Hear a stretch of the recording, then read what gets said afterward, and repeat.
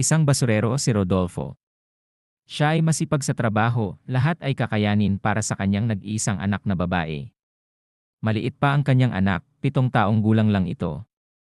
At mag-isa niya itong binubuhay matapos siyang iwanan ng kanyang asawa at sumama sa lalaki nito. Habang siya ay nasa trabaho ang kanyang ina, ang nag-aasikaso sa bata at naghahatid at sundo sa eskwela.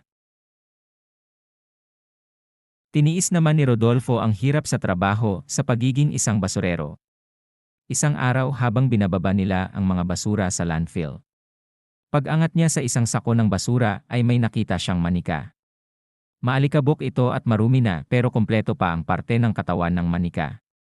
Bigla niya naisip ang anak niyang babae. Siguradong matutuwa iyon kapag naiuwi niya ang manika para sa anak. Binuhat niya ang manika at pinagpagan ng alikabok. "Hello, how are you?" At naihagis ni Rodolfo ang manika sa gulat nang magsalita ito. Tinitigan niya iyon. "Oh, pero ayos ka lang," sabi ni Gilbert kasamahan niya sa trabaho. "Aho iyong manika kasi nagsalita eh," sabi ni Rodolfo at itinuro ang manikang naihagis niya. "Haha, baka de baterya yung manika, may mga ganoon talagang manika. Tumutunog kasi may baterya yan," sabi ni Gilbert at lumapit ito sa manika at kinuha yon. Kaagad naman lumapit si Rodolfo kay Gilbert. Sinuri nila ang manika at napansin nga nila sa likod ng manika ay may lalagyan ng baterya. "O, kita mo. May baterya nga," ani Gilbert. "O nga no, nagulat kasi ako kanina. Ibibigay ko ito sa anak ko. Tiyak akong matutuwa yon pag nakita niya ito," ang sabi naman ni Rodolfo. Gabi na nang makauwi si Rodolfo, bitbit ang manika mula sa basurahan. Sa may pinto ay nakaupo ang anak niya, nang makita siya ay kaagad itong sumalubong sa kanya at yumakap. Itinago niya muna ang manika sa likuran niya para sorpresahin ang anak. "May sorpresa si tatay sa'yo, anak," ani Rodolfo. "Talaga po?" Excited na sabi ng bata. At agad na ipinakita ni Rodolfo ang manika. Nagningning ang nga mata ng bata sa sobrang tuwa. "Wow! Tay, para sa akin po ba ito?" Hindi makapaniwalang sabi ng anak. "Oo anak.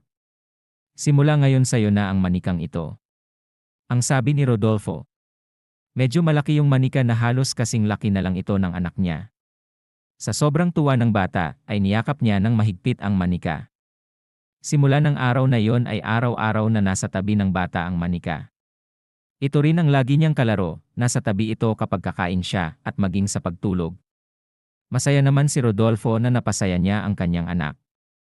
Isang araw habang kumakain sila, ay pinagsasabihan ni Rodolfo ang anak dahil nitong mga nakaraang araw ay ayaw nitong pumasok sa eskwela at gusto lang nito maglaro kasama ang manika. "Naiintindihan mo ba ang sinasabi ko?" ang sabi ni Rodolfo habang pinagsasabihan ang anak. Dahil tulala lang ito at hindi ginagalaw ang pagkain sa mesa. Muli niya itong tinanong ngunit di pa rin ito nagsalita. At hinawakan niya ito sa kamay pero bigla na lamang tinusok ng bata ang kamay niya ng hawak nitong tinidor. Napasigaw si Rodolfo sa sakit. At nagulat siya sa ginawa ng anak niya. Labis siyang kinilabutan nang marinig ang paghalakhak ng manika sa tabi ng bata. Nakaupo rin ito sa upuan sa tabi ng anak niya. Nanlaki ang mga mata ni Rodolfo, ngayon lang niya narinig na humalakhak ang manika. Hindi niya alam kung nagkataon lang ba. At nagtataka rin siya sa ikinikilos ng anak niya. Kaya naman sinabihan niya ang nanay niya bantayang maigi ang anak niya. Isang gabi, habang natutulog si Rodolfo, katabi niya ang anak niyang tulog na din at sa tabi ng bata ay ang manika. Nakapikit na siya. At tumagilid siya. Pero hindi makatulog si Rodolfo sa kakaisip kaya naman nagmulat siya ng mga mata. At halos lumabas ang puso niya nang makitang katabi na niya ang manika at nagsalita ito. "How are you?" Sa gulat ni Rodolfo ay muli niya itong naihagis, tumama ang manika sa pader. Nanginig din siya sa takot. Nagtataka siya kung paanong naging katabi na niya ang manika. At mas lalong natatakot siya para sa anak niya. Maya-maya pa ay humalakhak ulit ang manika. Nanuyo ang lalamunan niya at nanlamig ang kanyang buong katawan sa sobrang takot. Kaagad na bumangon si Rodolfo. At kinuha ang manika, dali-dali siyang naglakad palabas ng bahay at sa bakod ay itinapon niya ang manika sa basurahan. At mabilis na bumalik sa kwarto at niyakap ang anak. Hanggang sa makatulog na siya. Paggising niya ay wala na sa tabi ang kanyang anak. Lumabas siya ng kwarto at nakita niya sa kusina, sa mesa pinapakain na ito ng kanyang nanay at nakabihis na rin ng uniforme pang eskwela. Ngunit muli na namang nakaramdam ng sindak si Rodolfo nang makita ang manika sa tabi ng bata nakaupo sa upuan. Teka! Tinapon ko na nga ang manika na tunay kinuha niyo pa talaga sa basurahan. Inis na sabi ni Rodolfo. Ano bang sinasabi mo dyan? Kanina ginising ko ang apo ko katabi niya yang manika sa pagtulog. Ang sabi ng nanay.